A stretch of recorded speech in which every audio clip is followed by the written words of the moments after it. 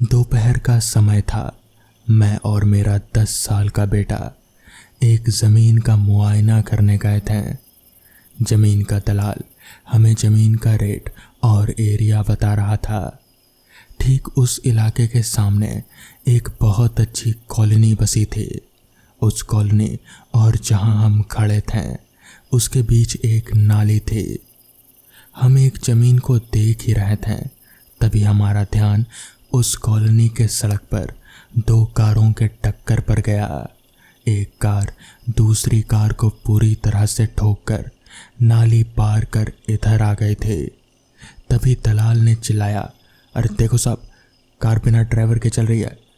तभी कार मुड़ी और नाली पार कर तेजी से एक मकान के सामने खड़ी काले रंग के पोल से जा टकराई और धड़ाम के आवाज़ के साथ बंद हो गई। कॉलोनी के सभी लोग बाहर आ गए। सब एक दूसरे का मुंह देख रहे थे, जैसे सब जानते हों कि माजरा क्या है। कुछ लोग कार के पास आकर उसका जायज़ा लेने लगे। थोड़ी देर में कॉलोनी के लोग कहने लगे, आज फिर। मैं कुछ जानने के लिए उत्सुकता से उधर बढ़ा। तब तक दलाल और मेरा बेटा भी आ गए। सब चुप। किसी की हिम्मत नहीं पड़ रही थी कि कार के दरवाजे को खोल कर देखे कि आखिर माजरा क्या है। मैं लगभग दौड़ते हुए कार के गेट के पास पहुंचा और गेट खोलने की कोशिश करने लगा। दोनों कारों के भीतर कोई नहीं था। तब मेरी जान में जान आई कि कोई हताहत नहीं हुआ, पर दोनों कारें पूरी तरह बर्बाद हो गई थी। उस कॉलोनी के सड़क के आखिरी छोर पर एक और नाली से 3 फीट पहले एक आधा बना मकान था।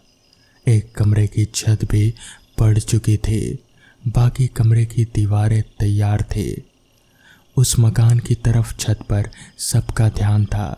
मैं भी उधर देखने लगा और पास में खड़े एक आदमी से पूछा कि बात क्या है, तो वो बोला, अरे उधर देखो, सब पता चल जाएगा। मैं भी देखने लगा तो उस आधे बने मकान के छत पर बवंडर बार बार बनता और फिर छत से नीचे गिर जाता। मैं हैरान था कि ये दिन दहाड़े हो क्या रहा है। तभी उस आदमी ने बताया कि अक्सर ऐसा होता है, ये कॉलोनी भूतिया हो चुकी है। तभी थोड़ी दूरी पर खड़े एक 23-24 साल के लड़के पर कोई हमला कर दिया। वो जैसे एक थप्पड़ में जमी दोज हो गया। अब आगे कुछ और होता कि मैं अपने बेटे को लेकर नाली पार करने वाला था। जैसे ही नाली के पास पहुँचे, मुझे लगा कि कोई मेरे बेटे को ज़बरदस्ती खींच रहा है। मैं अपनी पकड़ मजबूत करता, तब तक मेरा बेटा उस छत पर था। मैं तुरंत बदहवास सा उधर लपका। तब तक वो शक्ति मेरे बेटे को हवा में उछाल चुकी थी। वो छत पर धड़ाम से गिरा। मैं तब तक समझ चुका था कि वो कोई बुरी आत्मा थी जो लोगों को परेशान करती है। मैं छत पर था, तभी ऐसा लगा कि कोई मुझ पर हावी होना चाह रहा है। मेरा सर घूमने लगा, शरीर बेकाबू होने को था। तभी मन ही मन में मैंने हनुमान जी को याद किया और राम राम जपने लगा। वो ताकत मुझसे दूर चली गई और मैं अपने बेटे को लेकर छत से नीचे आ चुका था। कुछ भी समझ नहीं आ रहा था कि आखिर हुआ क्या। खैर, नाली पार करने के बाद हम तुरंत बाइक पर बैठे और वहाँ से निकलकर मेन रास्ते पर आ गए। पास ही हमारे जाने पहचाने डॉक्टर की क्लिनिक थी। बेटे को काफ़ी चोट आई थी, बस किसी तरह खुद को संभाला था, पर मन अभी भी वहीं था। डॉक्टर दोस्त ने पूछा कि आखिर क्या हुआ, ऐसे कैसे गिर गए। बेटा बताने लगा। डॉक्टर सुनता रह गया। मलहम पट्टी के बाद कुछ नाराज़गी से कहा कि मौका मिले तो फिर चले आना। मैं तुरंत वहाँ से निकल गया। घर पर भी सवाल जवाब होने लगे। मैं लगभग हैरान सा और कुछ परेशान सा भी था कि आखिर मुझे क्यों छोड़ दिया। बहरहाल बात आई गई हो गई। कुछ दिनों के बाद रवि, मेरा बेटा, मुझसे बोला, पापा मुझे वो बुलाता है। तो इस पर मैंने कहा, कौन बुलाता है बेटा? वो पंडित जो उस दिन मुझे हवा में उछाल दिया था, वो। तो इस पर मैंने पूछा, आपको कैसे मालूम कि वो पंडित था? तो इस पर रवि बोला, पापा मैंने उसे देखा है, वो आदमी जनेऊ और चोटी रखता है, अब रोज सपने में आता है, मगर मैं उससे डरता नहीं, हम भी तो पंडित हैं ना पापा। मैं सोच में पड़ गया कि आखिर ये क्या हो रहा है। अगले दिन मैं अपने डॉक्टर दोस्त के पास गया, उन्हें सारी बात बताई। तो इस पर वो बोले, तुम फंस गए हो, वो ब्राह्मण है, यानी कि तुम्हारी बिरादरी का मरा हुआ कोई पंडित जो अब तुम्हारे बेटे से ताल्लुक़ रखना चाहता है। कुछ करो कि रवि की जान छूटे। तो इस पर मैंने कहा, पर वो रवि को क्यों परेशान कर रहा है, मुझे क्यों नहीं परेशान कर रहा? तो इस पर डॉक्टर ने कहा, भाई साहब तुम तो खुद ब्राह्मण हो, तुम्हें कैसे परेशान करेगा। घर आकर मैंने तय किया कि वहाँ मुझे रवि के खातिर जाना पड़ेगा, नहीं तो बात बिगड़ सकती है। अगले दिन मैं हनुमान मंदिर के पुजारी जी से बात करी और उनसे रवि को देखने के लिए कहा। पुजारी जी हनुमान जी के पैर का सिंदूर और एक माली धागा रवि को बांध दिए, जिसे उसे माथे पर लगाना था और वो मौली उसे दाहिने हाथ में बांधना था। इसके बाद रवि को कोई समस्या नहीं आई। मैं मकान की तलाश में था जहाँ कोई अपना आशियाना बना सकूं।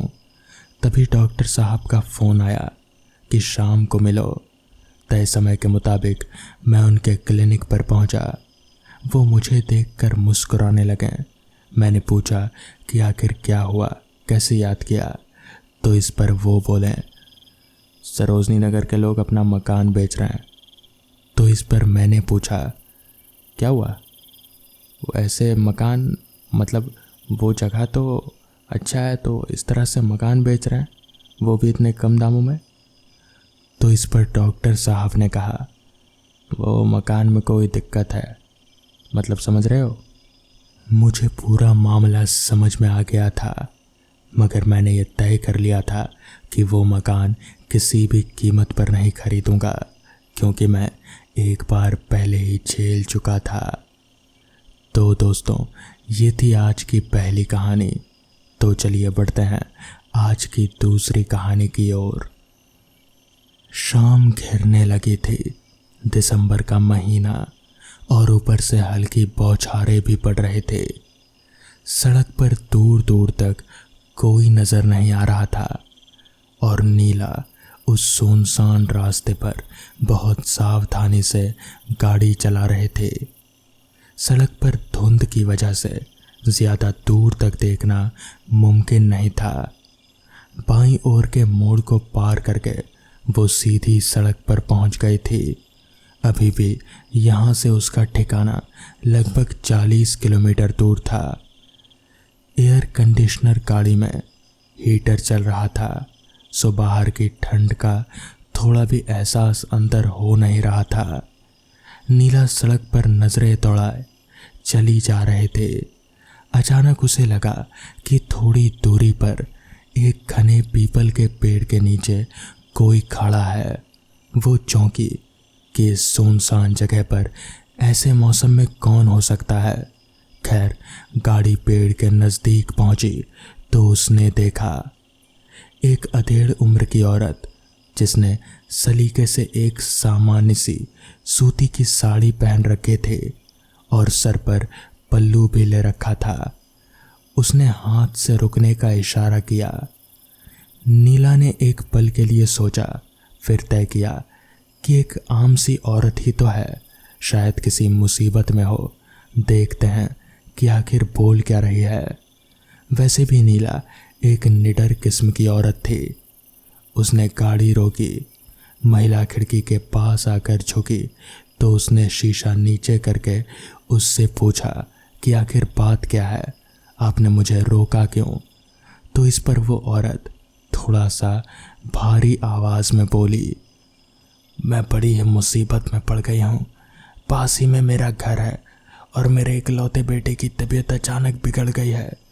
हमारी गाड़ी पिछले 2 दिनों से बिगड़ी पड़ी है और बेटे को अस्पताल पहुंचाना जरूरी है। क्या आप मेहरबानी करके मेरी मदद करेंगी। नीला को वो औरत सच बोलती लगी। उसने कहा, आइए गाड़ी में बैठ जाइए और मुझे ले चलिए अपने घर। महिला पिछला दरवाज़ा खोलकर गाड़ी में बैठ गई। नीला ने महसूस किया कि अचानक ही गाड़ी में एक सड़न सी भर गई, जैसे कि एक बहुत ही अजीब बदबू। नीला कुछ चौंकी, फिर सोचा शायद बाहर कोई जानवर मरकर सड़ गया होगा। गाड़ी का दरवाज़ा खुलने से बदबू अंदर भर गई है और ब्लोअर चलने से गाड़ी में फैल गई। उसने गाड़ी उस औरत के बताए रास्ते पर बढ़ा दी। थोड़ी दूर पर एक पुराने बंगले टाइप के मकान के आगे उस औरत ने गाड़ी रुकवाई और उसी तरह घरघराती सी आवाज़ में बोली, आप ठहरो, मैं अभी अपने बेटे को लेकर आती हूँ। थोड़ी देर में वो अपने साथ कंबल में लिपटे एक बहुत ही छोटे शरीर के बच्चे को सहारा देकर आई। युवक बिल्कुल ही बेजान सा लग रहा था। किसी तरह से वो सीट पर बैठा और फिर औरत ने उसके बाजू में बैठकर दरवाज़ा लगा लिया। दरवाज़ा खुलने से बाहर की ठंडी हवाओं के चलते गाड़ी का तापमान अचानक काफ़ी कम सा हो गया था। नीला को भी ठंड का एहसास हो रहा था। उसने गाड़ी रिवर्स की और मेन रास्ते की ओर बढ़ा दी। नीला गाड़ी चला रही थी, मगर गाड़ी के अंदर की बदबू उसे परेशान करने लगी थी। वो सोच रहे थे कि ये बदबू आखिर कम क्यों नहीं हो रही। चलते हुए वो शहर के नज़दीक पहुंचने लगी। अचानक पीछे बैठी औरत ने घरघराती सी बलगमी आवाज़ में गाड़ी रोकने को कहा। नीला ने पूछा कि आखिर बात क्या है, तो वो बोली, हमें यहीं उतार दो। नीला चौंकी, क्योंकि उस जगह पर ऐसा कुछ भी दिखाई नहीं दे रहा था जहां वो लोग जा सकते थे। तो उसने कहा, यहाँ तो कुछ भी नहीं है और आपको बेटे को अस्पताल लेकर जाना था ना, वो तो बीमार है। तो इस पर वो औरत बोली, नहीं, यहाँ एक अच्छे वैद्य रहते हैं, हमें उनके पास जाना है, सो हमें यहीं उतार दो। नीला ने गाड़ी रोकी और वो औरत दरवाज़ा खोलकर उतर गई। फिर उसने सहारा देकर अपने बेटे को भी उतारा और बिना पीछे देखे चल दी। रास्ते में गहरी धुंध थी और रात उतरने लगे थे, सो नीला को ज़्यादा दूर तक दिखाई नहीं दिया। उसने कंधे उचकते हुए अपने आप से ही कहा, मुझे क्या, ये माँ बेटे जहाँ मर्जी जाएं, और गाड़ी आगे बढ़ा दी। हालांकि अपने एडवेंचरस स्वभाव के चलते उसने उस जगह के भूगोल को जहन में बिठा लिया था और ध्यान से बाहर देखा तो एक खंडर सा मकान और एक बड़ा सा बरगद का पेड़ उसे दिखा। साथ ही सड़क पर किलोमीटर स्टोन भी पास ही लगा था, सो उसे दोबारा आने की जगह पहचानने में दिक्कत नहीं होगी। वो चल पड़ी। आश्चर्यजनक रूप से गाड़ी के अंदर की बदबू अब खत्म हो गई थी। नीला ने सोचा पहले उनके बैठने से बाहर की बदबू बंद गाड़ी में फंस गई होगी, जो दोबारा उनके उतरते वक्त दरवाज़ा खुलने पर बाहर निकल गई। नीला घर पहुंची और सीधे बाथरूम में नहाने चली गई। गुनगुने पानी से नहाकर उसे बड़ी ताजगी महसूस हुई।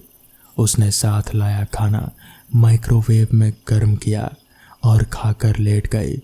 टीवी देखते हुए ही उसकी आंख लग गई। आधी रात को नींद में उसे एहसास हुआ कमरे में कुछ हलचल हो रही है। लाइट जलाकर सोने से उसे नींद नहीं आती थी, इसलिए कमरे में अंधेरा था। मगर उसे कुछ खटपट सी महसूस हो रहे थे। साथ ही कमरे में फिर वैसे ही सड़े मांस की बदबू भर गए थे। नीला की आंखें खुल गई। वो कमरे का मुआयना करने लगी। उसे लगा कि हलचल अलमारी के पास से ही हो रही है, जहां उसके कपड़ों के अलावा सिर्फ उसका पर्स भी रखा है। उसने उठने की कोशिश की, मगर ये क्या, वो तो जैसे बिस्तर पर से चिपक ही गई थी। वो बिल्कुल हिल ही नहीं पा रहे थे, बस आंखों की हरकतें जारी थी। उसने लेटे लेटे ही देखा कि अलमारी के पास कोई उसके पर्स को टटोल रहा है। अचानक पर्स नीचे गिर पड़ा और सारी हलचल खत्म हो गई। नीला भी खुद को आज़ाद सी महसूस करने लगी। उसने उठकर लाइट जलाई तो देखा उसका पर्स अलमारी से नीचे पड़ा है और उसमें रखी भगवान जी की तस्वीर बाहर की ओर निकली हुई है। कमरे में कोई भी बदबू नहीं थी। उसने पर्स उठाकर चेक किया, सब कुछ ठीक था। बस एक अनजान सा पैकेट उसमें बाहर चिपका था जो उसका नहीं था, और वो पिछले हिस्से में बाहर की ओर अलग से ही चिपका हुआ था। ऐसा लगता था कि किसी ने पर्स के नीचे उसे रखा था और फिर उसमें कुछ चिपचिपा पदार्थ लगाकर और वो पर्स के साथ चिपक गया था। उसने पैकेट पर्स से अलग किया, घड़ी देखी, सुबह के 4 बज चुके थे। उसने चाय बनाई और इत्मीनान से पी, फिर टीवी लगाया और फिर देखने लगी। उसे लगा कि शायद ये पैकेट उन्हीं माँ बेटे का होगा जो गलती से उसके पर्स के साथ चिपककर उसके साथ आ गया होगा। मौसम अच्छा था तो उसने सोचा क्यों न ये पैकेट उन तक पहुंचा दिया जाए। उसने चेंज किया और गाड़ी निकाली। पैकेट साथ लेकर वो चल पड़ी उस ओर जहां से कल उसने माँ बेटे को अपनी गाड़ी में बिठाया था। रास्ता लगभग साफ और खाली ही था। जगह भी थोड़ी दूर थी। शहर से लगभग 25-30 किलोमीटर रही होगी। वो लगभग 1 घंटे में वहां पहुंच गई। उसने वो मोड़ पहचाना और वो सड़क भी जहां से मुड़कर उस औरत ने गाड़ी में बेटे को बिठाया था, और गाड़ी उस ओर मोड़ दी। मुड़कर थोड़ा चलते ही उसे एक बूढ़ा आदमी सड़क पर आता दिखाई दिया, जिसने गाड़ी उस ओर आते देखकर हाथ देखकर गाड़ी रोकी। नीला ने गाड़ी उसके पास रोक दी और खिड़की से सिर निकालकर पूछा, क्या बात है? उस बूढ़े ने उल्टा उससे ही पूछा, आप इधर कहाँ जा रही हैं? तो इस पर नीला बोली, थोड़ा आगे वो जो पुरानी सी हवेली दिख रही है उसमें। बूढ़ा पूरी तरह से चौंक गया। उसने एक बार नीला को गहरी नज़र से देखा और फिर बोला, आप उस जगह को कैसे जानती हैं? नीला ने रात की सारी कहानी बताई।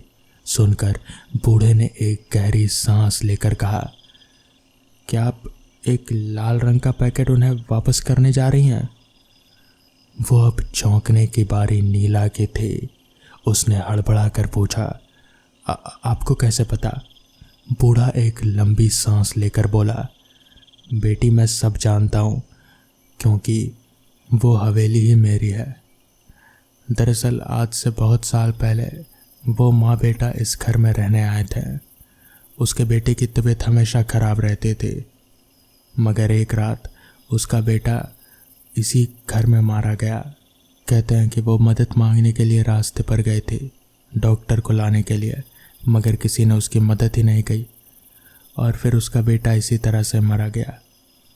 लिफाफा खोलो, देखो उसमें कुछ लिखा हुआ होगा। नीला ने लिफाफा खोला तो उसमें लिखा था, शुक्रिया मदद करने के लिए।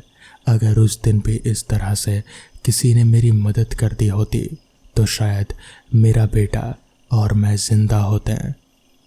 तभी नीला ने पूछा, तो क्या वो दोनों मर गए? तो इस पर उस बूढ़े ने कहा, हाँ बेटा, उसके बेटे के मरने के बाद उस औरत ने भी खुदकुशी कर ली। कहते हैं कि तब से उनकी आत्माएं भटकती हैं। तो दोस्तों, ये थी आज की कहानियाँ। अगर आपको ये कहानियाँ पसंद आई हों तो वीडियो को लाइक और चैनल को सब्सक्राइब करना ना भूलें। तो मैं आपका दोस्त आर्यन जल्द ही मिलूँगा आपसे ऐसी ही नई कहानियों के साथ। तब तक के लिए अपना ख्याल रखें।